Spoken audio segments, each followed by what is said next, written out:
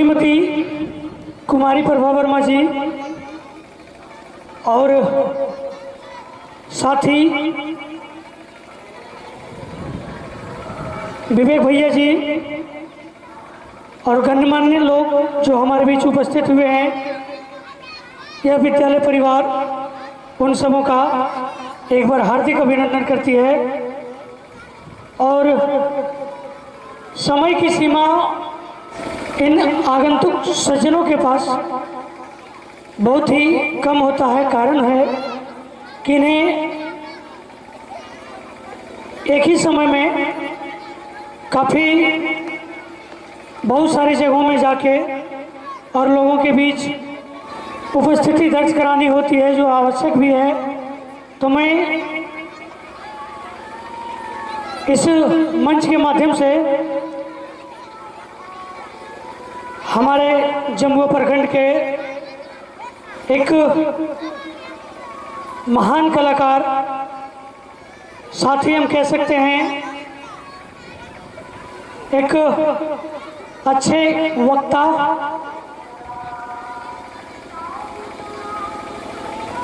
और समाजसेवी विवेक भैया जी, एक बार हमारी आग्रह होगी कि आप, धन्यवाद सर, आप आए।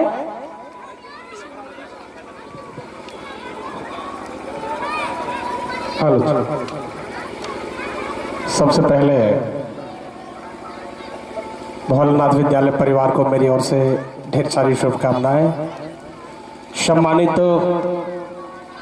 आज के इस महती कार्यक्रम की अध्यक्षता कर रहे अध्यक्ष जी, संचालन कर रहे अपने भाई स्वरूप और इस विद्यालय के प्रबंध निदेशक भाई धर्मेंद्र जी,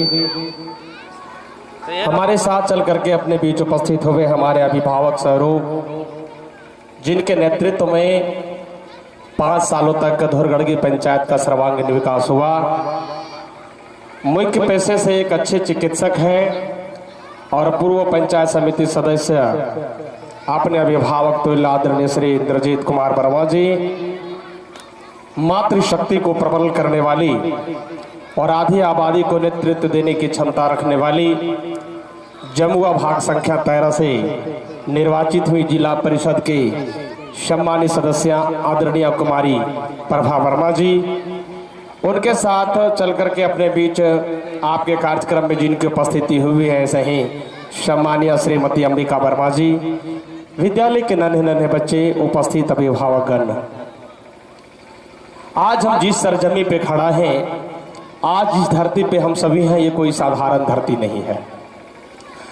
ये धरती त्याग, तप, बल, निष्ठा और पराकाष्ठा की धरती है। इतना ही नहीं, ये तपोभूमि है और ये तपोभूमि वो तपोभूमि है जिस तपोभूमि पे स्वयं इस समस्त ब्रह्मांड को संचालित करने वाले देवादिदेव महादेव जी का यहाँ पे निवास है। हम बाबा भोलेनाथ का आराधना करने के लिए झारखंड धाम की इस पवित्र धरती पे आते हैं। सौभाग्य इस बात का है कि आज बाबा का तिलक भी है, भोलेनाथ का तिलकोत्सव चल रहा था, बाबा की शादी होनी है आगामी दिनों। और सबसे बड़ी खुशी की बात यह है कि आज हम जिसके मान, शान और सम्मान के लिए एकत्रित हुए हैं, जिनके आदर और जिनके भाव के लिए एकत्रित हुए हैं, ऐसे तिरंगे झंडे को इस मंच के माध्यम से बार बार नमन है।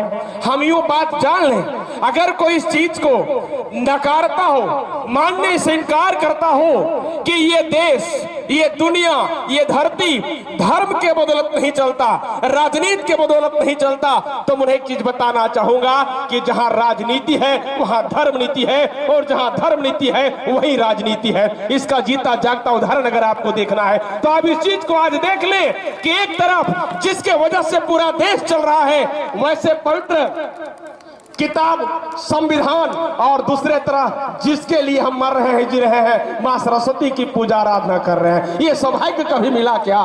निश्चित बतौर हम आपको बताना चाहेंगे कि आज हम सभी धर्म को पहचानेंगे तभी राजनीति में अपनी परिपक्वता आएगी। राजनीति को पहचानेंगे तभी धर्म नीति को समझ पाएंगे।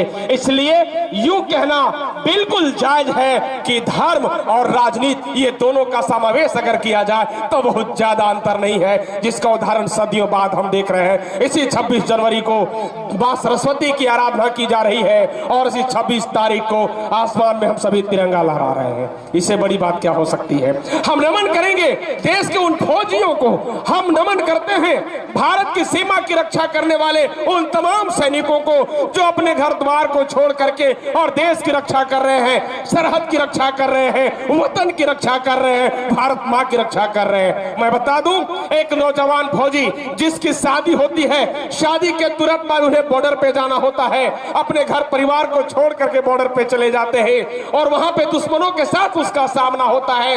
वो देश का नौजवान कुछ यूं कहता है जिसको मैंने पंक्तियों में लिखने का प्रयास किया। अगर मेरी बात आपके जेहन तक पहुंच जाए, क्योंकि जैसे भाई धर्मेंद्र जी बता रहे थे, मैं मैडम से भी आग्रह किया, तो मैडम को बहुत कार्यक्रम में जाना है। पूरे 7 पंचायत के अधीनस्थ जितने क्षेत्र हैं सभी जगह पे 10-5 मिनट का समय मैडम दे रही हैं। और आप लोगों की एक बहुत बड़ी कृपा हुई है कि आपने एक ऐसे जनप्रतिनिधि को चुना है, आपने एक ऐसे जनप्रतिनिधि को चयनित किया है जो आपके हर दुख सुख में साथ रहती हैं। आप यूं समझ लें कि बेटियों को घर से बाहर निकलने के लिए बंदिश लगाए जाते हैं, लेकिन ये भी तो किसी घर की बेटी है, किसी घर की बहू है, किसी की पत्नी है, किसी की बेटी है। आज पूरी मान और मर्यादा को जेहन में रखते हुए पूरी शालीनता के साथ हम सबों के बीच चल रही है, ये सबसे बड़ी बात होती है। हम फौजी की बात कर रहे थे, यूं तो कहने का बहुत कुछ है, बहुत सारे वक्ता लोग भी हैं। वो देश का फौजी जब सरहद पे जाता है और उस फौजी का सामना अपने निजी दुश्मनों से होता है तो वो कुछ पंक्तियां कहता है। अगर मेरी पंक्ति अच्छी लगे तो निश्चित बतौर देश की जो रक्षा कर रहे हैं उन जवानों के नाम एक जोरदार हम तालियां बजाएंगे मेरी पंक्तियों के बाद। कि किसी के हाथों की मेहंदी महकता छोड़ आया हूँ। देश के नौजवान क्या नहीं छोड़ के जाते हैं, जो सरहद की रक्षा करते सब कुछ छोड़ करके मातृभूमि के लिए समर्पित हो जाते हैं। कि किसी के हाथों की मेहंदी महकता छोड़ आया हूँ, अपनी नन्ही सी बिटिया को चहकता छोड़ आया हूँ। अपनी छाती से लगा लेना ये भारत माँ, कि मैं अपनी माँ की आंचल को तरसता छोड़ आया हूँ, कि मैं अपनी माँ की आंचल को तरसता छोड़ आया हूँ। आप यूं समझ सकते हैं कि या तो वो देश का फौजी हो या घर का नौनिहाल बच्चा हो, हम हो या आप हो, किसी जरूरत नहीं होती अपनी माँ के आंचल का। और जब तक माँ का आंचल आपके सर पे है, जब तक माँ की ममता आपके ऊपर है, दुनिया की कोई शक्ति आपका कुछ नहीं बिगाड़ सकती है। ये सत्य है और ये प्रमाणित है। आप देख लो, जो माँ के सानिध्य में पला है, जो पिता के संरक्षण में पला है, जो अभिभावकों की मर्यादा का ख्याल रखा है, आज वो किसी न किसी जगह पे है। समय में बदलाव हुआ, समय में परिवर्तन हुआ, समय के साथ हम बदले हैं, समय के साथ बदलना लाजमी है, लेकिन समय के साथ हम उतना ना बदल जाएं कि अपनी मान और मर्यादा को भी भूल जाएंगे। जिस दिन मान मर्यादा और अपनी संस्कार को भूल जाएंगे, हम अच्छे समाज की परिकल्पना नहीं कर सकते, हम अच्छे राष्ट्र की परिकल्पना नहीं कर सकते, हम अपने अच्छे देश की परिकल्पना नहीं कर सकते, हम अपने अच्छे समाज की परिकल्पना नहीं कर सकते।